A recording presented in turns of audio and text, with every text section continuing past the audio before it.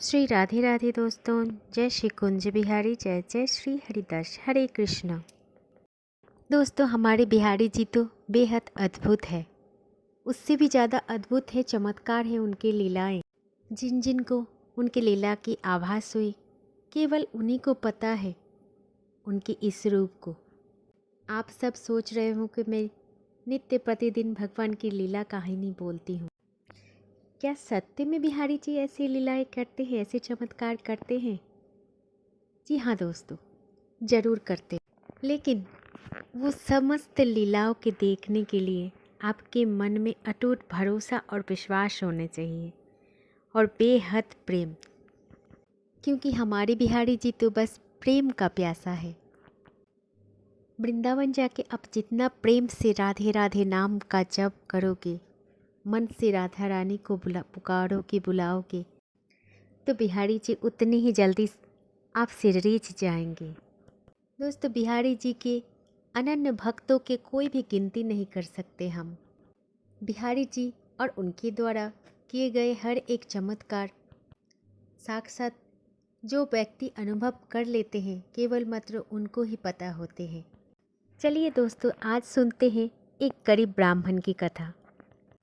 कैसे बिहारी जी उनके परम भक्त एक गरीब ब्राह्मण को उनकी चमत्कार का अनुभव करवाया।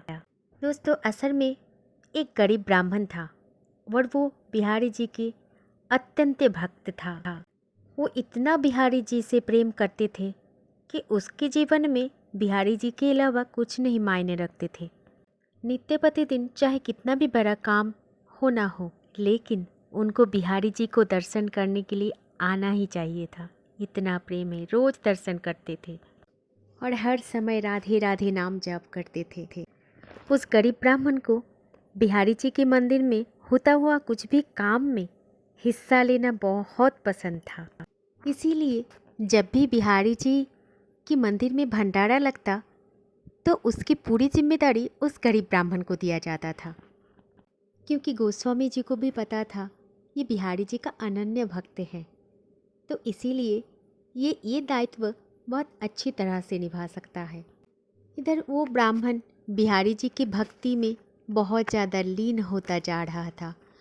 जब भी बिहारी जी के मंदिर जाता, कुछ ना कुछ काम में लग ही जाते थे और इतना ज़्यादा गहरा संबंध बना लिया था बिहारी जी के साथ कि उसके घर परिवार को ध्यान रखने के लिए कुछ भी समय बचा ही नहीं रहता था।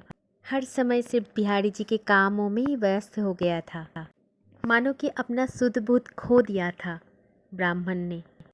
ऐसे देखते देखते उसकी एक बड़ी बेटी बड़ी हो गई थी, शादी की युग बन गया था। ऐसे देखते देखते उस ब्राह्मण की बेटी का शादी तय हो गया और शादी के दिन भी आ गया। दोस्तों, मानो तो ये सब कुछ बिहारी जी की कृपा से ही चल रहा था। बेटी की शादी भी बहुत अच्छे बड़े घराने में तय हो गया, लेकिन ये सब चीज़ों का कुछ भी असर ब्राह्मणों के ऊपर नहीं पड़ा था, क्योंकि उनको तो सिर्फ बिहारी जी प्यारे थे।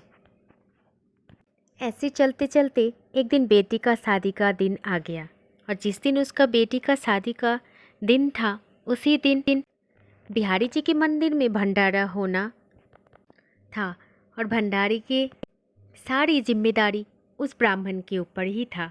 इधर ब्राह्मण बेहद दुविधा में पड़ गए। एक तरफ बिहारी जी, दूसरी तरफ बेटी की शादी। क्या करे क्या ना करे, कुछ भी सोच नहीं पा रहा था।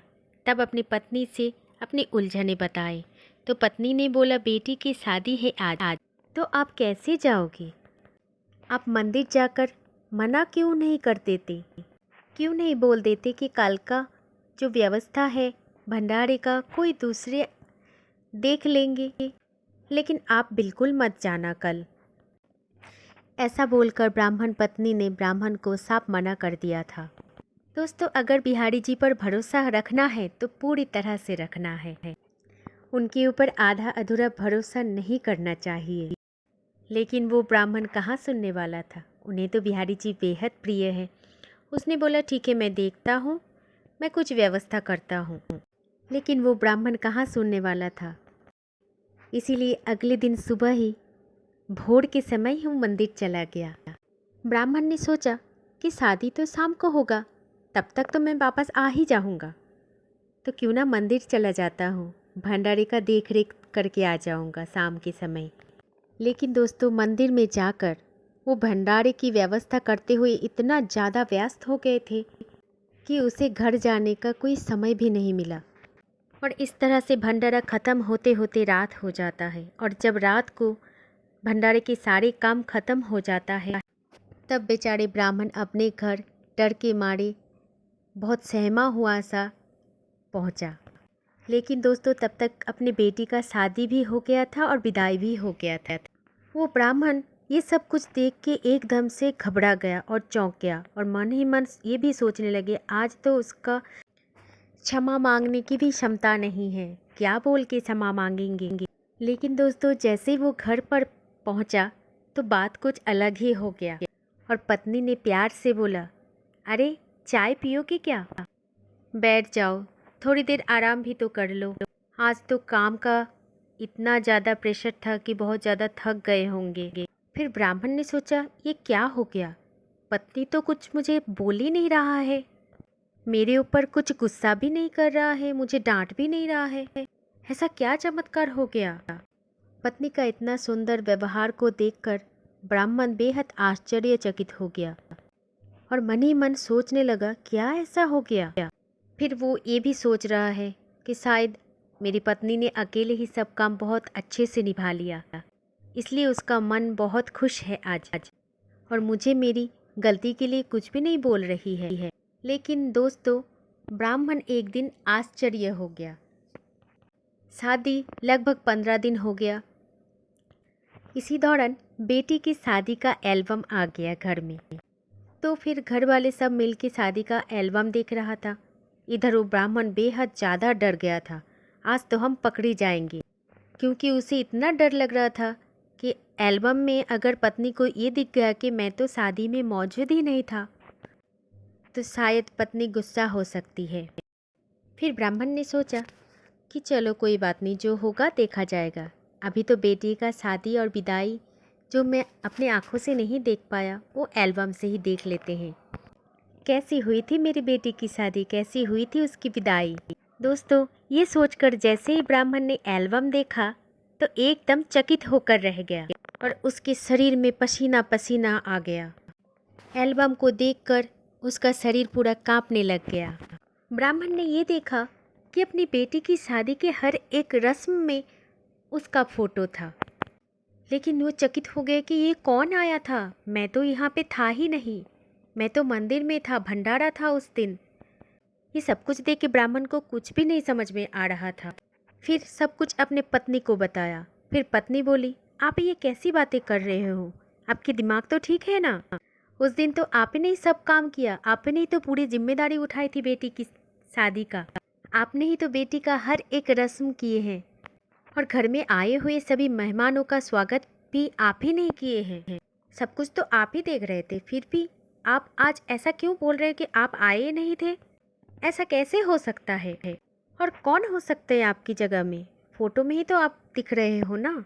लेकिन ब्राह्मण बार बार सबको यही तसल्ली देना चाह रहा था कि उस दिन मैं नहीं था, बेटी की शादी के दिन, क्योंकि मैं भंडारा से घर आ ही नहीं पाया था, उधर बहुत समय लग गया था मुझे। और जब मैं घर आया तो शादी हो चुकी थी और बेटी भी विदा होकर अपने घर चली गई थी। मैंने तो बेटी का कुछ भी जिम्मेदारी नहीं उठाई, मैं तो बांके बिहारी जी की मंदिर में ही था। लेकिन ब्राह्मण की कोई भी बातों को किसी पर कोई असर नहीं हो रहा था, क्योंकि कोई विश्वास ही नहीं कर रहा था। फिर इस घटना को देखकर वो भक्त रोते रोते अपने बिहारी जी के मंदिर को आ गया है और बिहारी जी के सामने चिल्लाते चिल्लाते बोल रहा था, प्रभु आपने ये क्या किया, प्रभु आपने ये क्या किया, मेरे एक छोटी सी सेवा के बदले आप मेरे जीवन को इतना शांति दे दिया, इतना सुकून दे दिया, आपने स्वयं जाकर मेरी बेटी का विदाई किया। ऐसे कहकर ब्राह्मण ने अपने बिहारी जी को मन भर के दर्शन किया और जब बिहारी जी के दर्शन होते हैं तभी ब्राह्मण को शांति मिलती है, मन की सुकून मिलती है और ऐसे ही बिहारी जी के सेवा में वो भक्त अपने पूरा जीवन दान कर दिया। दोस्तों, एक बात तो सच है, भगवान ये भी कहते हैं कि कोई अगर मेरे पास आने के लिए एक कदम पग बढ़ाएगा तो फिर मैं 4 कदम यूं ही चलकर तेरे पास आ जाऊंगा। एक बार मेरे पास आने के लिए अपना मन तो बना के देख। दोस्तों, ऐसे हैं कृपा हमारी बिहारी जी के। जो भी अपने मन से उनका हाथ पकड़ते हैं वो कभी भी अपने भक्तों का हाथ नहीं छोड़ते हैं। दोस्तों, हमारे कृष्ण कन्हैया टेढ़ो जरूर है। आप भी एक बात का याद रखना दोस्तों, जो भी भक्ति भगवान श्री कृष्ण के शरण में जाते हैं, बिहारी जी के शरण में जाते हैं, उन्हें कभी भगवान छोड़ते नहीं हैं। चाहे जिंदगी की परीक्षाएं कितने कठिन क्यों ना हो, हमेशा साथ देते हैं, हाथ पकड़कर साथ देते हैं। बस हमारी विश्वास होना चाहिए प्रगाढ़, और अपने मन की भक्ति का डोर हमेशा मजबूत होना चाहिए। तो फिर प्रेम से बोलिए जय श्री कुंज बिहारी, जय श्री हरिदास, हरे कृष्ण, जय जय श्री राधे राधे।